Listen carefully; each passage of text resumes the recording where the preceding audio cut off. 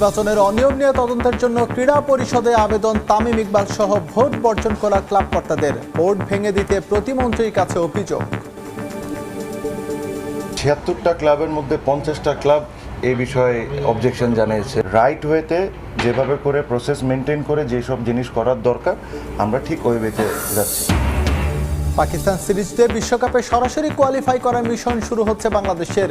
Series জিতলেই র্যাঙ্কিংয়ের ৯-এ ওঠার সুযোগ টাইগারদের। নারী এশিয়ান কাপে গ্রুপে নিজেদের শেষ ম্যাচে উজবেকিস্তানের মুখোমুখি হবে বাংলাদেশ। কোয়ার্টার ফাইনালে যেতে কঠিন সমীকরণ লাল সবুজদের ইতিহাস করতে চান অধিনায়ক আফ্রিদা। আমাদের এখানে হারানোর কোনো কিছু নেই বিষয়। এবং নারী অ্যাথলিটদের নিরাপত্তা নিশ্চিতে দ্রুতই বিশেষ সেল গঠনের ঘোষণা যুব ও ক্রীড়া প্রতিমন্ত্রীর।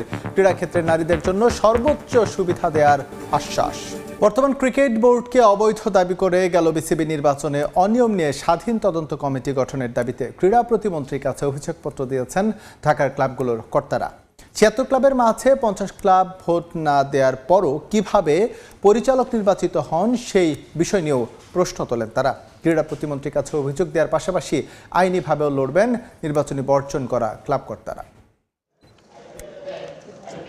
জাতীয় নির্বাচনের পর থেকে আলোচনায় সাবেক ক্রীড়া উপদেষ্টা আসিফ মাহমুদের সাজানো বর্তমান ক্রিকেট বোর্ডের ভবিষ্যৎ নিয়ে নিয়ম নীতির তোয়াক্কা না করে নিজের পছন্দ মতো মানুষদের কাউন্সিলর বানিয়ে নির্বাচন করেন আসিফ, যে কারণে নির্বাচন বর্জন করেছিলেন তামিম ইকবাল সহ হেভিওয়েট সংগঠকরা। বোর্ড ভাঙতে আনুষ্ঠানিক কার্যক্রম শুরু করেছেন বিএনপিপন্থী সংগঠকরা। মাসুদুজ্জামান, রফিকুল ইসলাম বাবু, ফাহিম সিনহা, লোকমান হোসেনদের সঙ্গে জাতীয় ক্রীড়া পরিষদে হাজির তামিম ইকবাল বোর্ডের বৈধতার বিষয়ে লিখিতভাবে অভিযোগ দিয়েছেন ক্রীড়া প্রতিমন্ত্রীর নিকট। ফর্মাল কমপ্লেন্টই বলতে পারেন এটা করতে আসছে। এটা সবচেয়ে অবাক করার বিষয় যেটা হলো যে ৭৬টা ক্লাবের মধ্যে ৫০টা ক্লাব এই বিষয়ে অবজেকশন জানিয়েছে যে এই ইলেকশনটা রাইট ওয়েতে হয়নি। রাইট ওয়েতে যেভাবে করে প্রসেস মেনটেন করে যেসব জিনিস করার দরকার আমরা ঠিক ওই ওয়েতে যাচ্ছি। আমরা ওইভাবে করে আগানোর চেষ্টা করতেছি, এখানে কোনো জোর জবরদস্তি কিছু না। বিকজ আমরা বিশ্বাস করি আমাদের যে কথাগুলো আছে বা এনাফ প্রুফ যেগুলো আছে ওটা যৌক্তিক। তৎকালীন বোর্ড পরিচালক ফাহিম সিনহা ভেতর থেকে দেখেছেন কিভাবে বাছাই করা হয়েছে বিসিবি কাউন্সিলর। ঢাকার ৭৬ ক্লাবের মাঝে ৫০ ক্লাব নির্বাচন বর্জন করার পরও নির্বাচিত হয়েছেন পরিচালক। তদন্ত কমিটির কাছে তুলে ধরতে চান সবকিছু। ইলেকশনটা যেভাবে হয়েছে আমরা যদি সেম ওয়েতে বোর্ডটা ভাঙার জন্য আবেদন জানাই, ব্যাপারটা সঠিক হবে না। আবেদন করেছি একটা ইন্ডিপেন্ডেন্ট আপনার ইনভেস্টিগেশন বডির জন্য, যেখানে আপনার এনএসসির একজন রিপ্রেজেন্টেটিভ থাকতে পারবে এবং ফরমেশনটা কীভাবে হবে এটা সরকার ডিসাইড করবে। তো আপনার অবশ্যই তদন্ত হলে এখানে আমাদের উইটনেস নেওয়া হবে আমাদের থেকে। আপনার ওই টাইমে আমরা কে কী ফেস করেছি, কারণ আপনারা জানেন ওই টাইমে আপনার ওই বোর্ডেরই ভাইস প্রেসিডেন্ট আমি ছিলাম। তো আমি কি ফেস করেছি ভিতরে, মানে ইন্টারনালি আপনার কিভাবে ম্যানুপুলেট করার চেষ্টা করা হচ্ছিল আমার চোখের সামনে, ওইগুলো আমি যেন বলতে পারি। কিছু ঘটেছে যেগুলো আপনার রেকর্ডেড বোর্ড মিটিংয়েও ঘটেছে, যেগুলো আপনার অলরেডি রেকর্ডেড। আমরা চ্যালেঞ্জ করবো ওইগুলোকে নিয়ে যদি তারা এগুলো ডিনাই করে। দলীয় প্রভাব কিংবা জোর জবরদস্তি নয়, নিয়মতান্ত্রিকভাবে তদন্ত দাবি করেছেন সংগঠকরা। স্বাধীনতার পরে আগের যে কোনো নির্বাচনকে হার মানিয়েছে এরকম বন্দোবস্ত হয়েছিল। আমরা ওনাদেরকে একটা তদন্তের জন্য আবেদন করেছি। এই তদন্তটা যাতে ওনারা দ্রুত করে সেই দিকে আর কি। যেহেতু আমরা আসলে খেলার মাঠে ফিরে যেতে চাই, ক্রিকেটটা ক্রিকেটের মাঠে করা। অনেক দিন যাবৎ আমরা আসলে ক্রিকেটের মাঠ থেকে দূরে। একটি লিগ্যাল নোটিশ পাঠিয়েছিলাম, কিন্তু তারা অদ্যাবধি তারা সেটার উত্তর দেয়নি। তা আমরা পর্যায়ক্রমে ধাপে ধাপে কিন্তু তারা আমাদেরকে ইনসাল্ট করেছে, যার ফলশ্রুতিতে আজকে ক্রিকেটের কি অবস্থা, ইন্টারন্যাশনাল এবং ডোমেস্টিক লিগে দেখেন আজকে অচল অবস্থা। তা আমরা এটা চাইনি। আমরা চেয়েছিলাম যে অ্যাটলিস্ট 5ই আগস্টের পরে যে নির্বাচনগুলি হবে সেটা সুন্দরভাবে হবে। তামিম, মাসুদুজ্জামান, রফিক বাবুদের এই পদক্ষেপ কিছুটা হলেও চাপে ফেলবে বর্তমান কমিটিকে। ঈদের পর আরও গতি আসবে ক্লাবগুলোর এমন কার্যক্রমের। সূচির একদিন আগেই বাংলাদেশে এসে পৌঁছেছে পাকিস্তান ক্রিকেট দলের সদস্যরা। রোববার ভোর 4:20 করাচি থেকে সরাসরি ঢাকার শাহজালাল আন্তর্জাতিক বিমানবন্দরে পৌঁছায় শাহিন শাহ আফ্রিদিরা। পূর্ব নির্ধারিত সূচি অনুসারে 9 মার্চ ঢাকায় আসার কথা ছিল পাকিস্তান ক্রিকেট দলের, কিন্তু মধ্যপ্রাচ্যে চলমান সংকটের কারণে অনিশ্চয়তায় পড়ে যায় ওয়ানডে সিরিজটির ভাগ্য। তাই ঝামেলা এড়াতে বিমান বাংলাদেশের সরাসরি ফ্লাইটে একদিন আগেই বাংলাদেশে আসলো শাহিনশাহ আফ্রিদি বাহিনী। ভোরে বিমানবন্দরে নামলেও তারা বের হতে হতে সকাল হয়ে যায়। বিমানবন্দরের ভেতরেই সেহরি এবং ফজরের নামাজ আদায় করেছেন পাকিস্তানি ক্রিকেটাররা। 15 ক্রিকেটারের সঙ্গে 7 জন সাপোর্টিং স্টাফ এসেছেন এই দফায়। এর আগে গতকাল মাইক হেসনের নেতৃত্বে 5 কোচিং স্টাফ আসেন বাংলাদেশে। আজ বিশ্রামে থাকবে পাকিস্তান। 9 এবং 10 মার্চ দুটো অনুশীলন সেশনে যোগ দেবেন ক্রিকেটাররা। ওয়ানডে সিরিজ শুরু হবে 11 মার্চ মিরপুরে। বাকি 2 ম্যাচও একই ভেন্যুতে 13 এবং 15 মার্চ। টি-20 বিশ্বকাপ ব্যর্থতায় ক্রিকেটারদের এখন পর্যন্ত কোনোই আর্থিক জরিমানা করেনি পিসিবি। বোর্ডের আনুষ্ঠানিক বিবৃতি ছাড়া গণমাধ্যমে এমন খবর প্রকাশে ক্ষোভ ছেড়েছেন পাকিস্তানের wicket keeper batsman Mohammad Rizwan. এছাড়া পিসিবি যদি এমন কোনো সিদ্ধান্ত নেয় সেটা হিতে বিপরীত হবে বলেও মনে করেন কিংবদন্তি ক্রিকেটার শাহিদ আফ্রিদি। টি-20 বিশ্বকাপ ব্যর্থতা মাথায় নিয়ে পাকিস্তান এখন বাংলাদেশে খেলবে 3 ম্যাচের ওয়ানডে সিরিজ। তবে এই সিরিজের চেয়েও পাকিস্তান ক্রিকেটে আলোচনায় এবারের বিশ্বকাপ স্কোয়াডের সদস্যদের জরিমানা প্রসঙ্গ।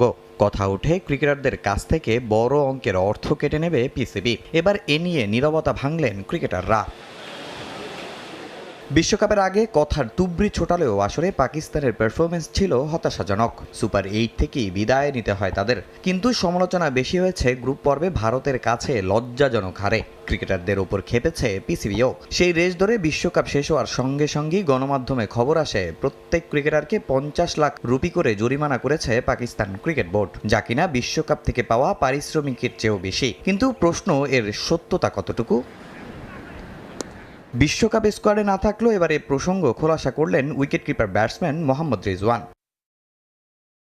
অনেকেই আমাকে এ ব্যাপারে জিজ্ঞাসা করেছেন, কিন্তু এখনো আনুষ্ঠানিকভাবে কিছু জানতে পারিনি। পিসিবি যদি 50 লাখ রুপি জরিমানার কথা আনুষ্ঠানিকভাবে জানাতো তাহলে আমি এ বিষয়ে মন্তব্য করতে পারতাম। আনুষ্ঠানিক বার্তা ছাড়া সংবাদ মাধ্যম কিভাবে এমন নিউজ করে, এটা সত্যি প্রশ্নবিদ্ধ। পিসিবি থেকে আনুষ্ঠানিক কোনো বার্তা না দিলেও সংবাদ মাধ্যমের খবরের পর এ নিয়ে আলোচনা সমালোচনা চলছে সাবেকদের মধ্যেও। অনেকে সাধুবাদ জানালেও এর ঘোর বিরোধী পাকিস্তানের সাবেক অধিনায়ক শহীদ আফ্রিদি। পাকিস্তান ক্রিকেট বোর্ডকে বিকল্প ভাবার পরামর্শ দিলেন এই কিংবদন্তি। এটা খুবই ছোট মানসিকতার সিদ্ধান্ত হবে। 50 লাখ রুপি জরিমানা করে লাভটা কি হবে? বরং যারা পারফর্ম করতে পারেনি তাদের প্রথম শ্রেণীর ক্রিকেটে পাঠানো উচিত। এবারের বিশ্বকাপে স্কোয়াডের কেউ কেউ আছে যাদের 2-3 বছর জাতীয় দলের বাইরে রাখা ভালো হবে। তবে এখন পর্যন্ত আর্থিক জরিমানার বিষয় নিয়ে কিছু না বললেও ইতোমধ্যে অ্যাকশন নেওয়া শুরু করেছে পিসিবি। বাংলাদেশ সিরিজে নিয়মিত ক্রিকেটারদের বসিয়ে রেখে নতুন 6 মুখ স্কোয়াডে সুযোগ দিয়েছে নির্বাচকরা। বাদ পড়েছেন বাবর আজম, সাইয়ুম আইয়ুবদের মতো ক্রিকেটাররা। প্রথম দল হিসেবে ঘরের মাঠে টি-20 বিশ্বকাপ জয়ের স্বাদ পেল ভারত। স্যামসন বুমরাহ ফেলকিতে টিম ইন্ডিয়ার সামনে পাত্তাই পেল না নিউজিল্যান্ড। বিশ্বকাপ ইতিহাসে সর্বোচ্চ 96 রানে হেরেছে ব্ল্যাক ক্যাপস। আহমেদাবাদের নরেন্দ্র মোদী স্টেডিয়ামে ভারতের দেয়া 256 রানের টার্গেটে 159 রানে গুটিয়ে যায় নিউজিল্যান্ড। 4 উইকেট নিয়ে ফাইনাল সেরা জসপ্রীত বুমরাহ ফাইনালে 89 রান সহ 3 ম্যাচে 321 রান করে man of the tournament Sanju Samson. এবার আর কোনো হৃদয় ভাঙার গল্প নয়। ঘরের মাঠই অনন্য ইতিহাস ভারতের। ফাইনালে একক আধিপত্য, সঙ্গে বিশ্বের প্রথম স্বাগতিক দল হিসেবে টি-20 বিশ্বকাপের ট্রফি জয় টিম ইন্ডিয়ার। আইসিসি ইভেন্টে আরও একবার হতাশা সঙ্গী হলো নিউজিল্যান্ডের। আহমেদাবাদের 1,32,000 ধারণ ক্ষমতার নরেন্দ্র মোদী স্টেডিয়াম ছিল কানায় কানায় পূর্ণ। ক্রিকেট থেকে বলিউড, ভারতের সব অঙ্গনের তারকারাই হাজির ঐতিহাসিক এই ফাইনালে। সবকিছুই পক্ষে, তবুও মনে ভয়। বারবার ঘুরে ফিরে আসছিল 2023 বিশ্বকাপ ফাইনাল হারের স্মৃতি। কিন্তু ব্ল্যাক ক্যাপদের কোনো সুযোগই দিল না মেন ইন ব্লু। শুরু থেকেই ভুলে ভরা নিউজিল্যান্ড। ব্যাটিং স্বর্গে তাদের সিদ্ধান্তকে প্রথমেই ভুল প্রমাণ করল ভারত। টস হারের পর ব্যাটিং পাওয়াটা তাদের জন্য আশীর্বাদ হয়ে ধরা দেয়। রীতিমতো তাণ্ডব শুরু করেন 2 ওপেনার অভিষেক শর্মা ও সঞ্জু স্যামসন। আহমেদাবাদে নিজেদের দর্শকদের একের পর এক 4 ছক্কার উল্লাসে মাতিয়ে 18 বলে 50 করে বিশ্বকাপ ফাইনাল ইতিহাসে দ্রুততম 50 রেকর্ড নিজের নামে লেখান অভিষেক। স্যামসন অভিষেক জাদুতে পাওয়ার প্লেতেই ভারতের রান 92, তবে অভিষেককে 52 রানেই ফিরিয়ে দেন রচিন রবীন্দ্র, যদিও তাতে খুব একটা লাভ হয়নি। ঈশান কিষান যেন আরও ভয়ানক। স্যামসনও শুরু করেন আগ্রাসী ব্যাটিং। 7 ওভার 2 বলেই 100 রানের গন্ডি পার করে ভারত। 50 তুলে নেন স্যামসনও। দুজনের 48 বলে 105 রানের পার্টনারশিপের বড় পুঁজি যোগ হয় ভারতের স্কোরবোর্ডে। পরে দলীয় 203 রানে ব্যক্তিগত 89 রান করে ফিরে যান স্যামসন। 2 রানের ব্যবধানে 25 বলে 54 করা ঈশান কিষান নিশামের শিকার। এরপর রানের গতি কিছুটা স্লো হলেও শেষ দিকে সেটা পুষিয়ে নেন শিবাম দুবে। তার 8 বলে 26 রান 255 রানের সংগ্রহ এনে দেয় ভারতকে। জবাবে এদিন আর নিজের ভেলকি দেখাতে পারেননি ওপেনার ফিন অ্যালেন। অক্ষর 9 রানেই থামিয়ে দেন তাকে। টিম শেফার্ড অবশ্য কিছুক্ষণ চেষ্টা করে গেছেন, কিন্তু রচিন, ফিলিপস, চ্যাপম্যান 2 অঙ্কের স্কোরই স্পর্শ করতে পারেননি। 26 বলে 52 করে ফিরতে হয় শেফার্ডকেও। পরে ডেরেল মিচেল ও অধিনায়ক মিচেল স্যান্টনারের 52 রানের পার্টনারশিপ হারের ব্যবধানটাই কমিয়েছে। বিশ্বকাপ ইতিহাসে সর্বোচ্চ 96 রানের জয় তুলে নেয় ভারত। আর 2019 থেকে গেল 7 বছরে 4 আইসিসি ইভেন্টের ফাইনাল হারের স্বাদ পেল ব্ল্যাক ক্যাপস। ম্যাচে সর্বোচ্চ 4 উইকেট নেন বুমরা আর 3 উইকেট শিকার অক্ষরের। ফাইনালে ম্যাচ সেরাও বুমরা। আর বিশ্বের প্রথম দল হিসেবে টানা 2 টি-20 বিশ্বকাপ শিরোপা ও সব মিলিয়ে তৃতীয় শিরোপা জয় উদযাপন করে টিম ইন্ডিয়া। সবার আগে নারী অ্যাথলিটদের নিরাপত্তা নিশ্চিত করা হবে এবং এজন্য দ্রুত একটি বিশেষ সেল গঠন করা হবে বলে জানিয়েছেন যুব ও ক্রীড়া প্রতিমন্ত্রী আমিনুল হক। আন্তর্জাতিক নারী দিবস উপলক্ষে বিশেষ এক আলোচনা সভায় এমন মন্তব্য করেন তিনি। নারীরা যাতে ক্রীড়াঙ্গনে নিজেদের আরও ভালোভাবে মেলে ধরতে পারেন, এজন্য সর্বোচ্চ সুবিধা নিশ্চিত করা হবে বলেও নিশ্চয়তা দেন যুব ও ক্রীড়া প্রতিমন্ত্রী। থেকে মাননীয় যুব ক্রীড়া প্রতিমন্ত্রীকে দেশের ক্রীড়াঙ্গনে যে গুটি কয়েক সফলতার গল্প, তার অনেক কিছুতে আছে নারীদের অবদান। শত সীমাবদ্ধতা সত্ত্বেও পৃথিবীর বুকে লাল সবুজের ঝান্ডা উড়িয়েছেন তারা, দেশকে করেছেন সম্মানিত। তাই আন্তর্জাতিক নারী দিবসে এসব স্বর্ণকন্যাদের সম্মানিত করার প্রয়াস দেশের ইংরেজি গণমাধ্যম ডেইলি সানের।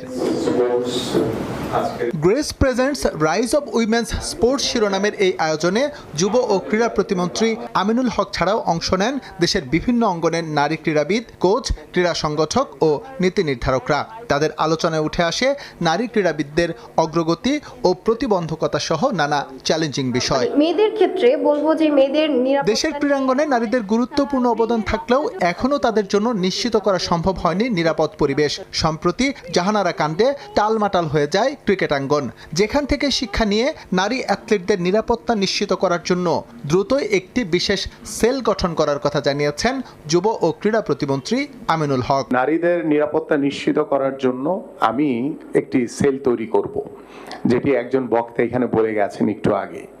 সো সেখানে আমাদের নারীদের নিরাপত্তা থেকে শুরু করে আমাদের নারীদের কি পরিমাণ প্রত্যেকটি স্পোর্টসে কিভাবে সুযোগ সুবিধা বাড়ানো যায়, তাদের ফ্যামিলিয়াল কি সমস্যা রয়েছে, তাদের খেলাকে আরো বেশি তারা যাতে ভালোভাবে তাদের নিজেদেরকে তুলে ধরতে পারে, সে বিষয়গুলো তাদেরকে যত প্রকারের ফ্যাসিলিটিস দেওয়া দরকার সেই ফ্যাসিলিটিসগুলো আমরা তাদেরকে দিতে চাই। নানা সীমাবদ্ধতার ক্রীড়াঙ্গনে আরও বৈষম্যের শিকার দেশের নারী অ্যাথলিটরা, যে কারণে প্রতিভা থাকা সত্ত্বেও কাঙ্ক্ষিত সফলতা অর্জন করতে পারেন না তারা। যে বিষয়টি এবার সর্বোচ্চ গুরুত্ব পাচ্ছে যুব ও ক্রীড়া মন্ত্রণালয়ের কাছে। আর তাই নারীদের জন্য হ্যান্ডসাম অ্যামাউন্টের বেতন নিশ্চিত করার পাশাপাশি ট্রেনিং ও ফ্যাসিলিটিস সহ সর্বোচ্চ সুযোগ সুবিধা নিশ্চিত করার আশ্বাস দিয়েছেন ক্রীড়া প্রতিমন্ত্রী।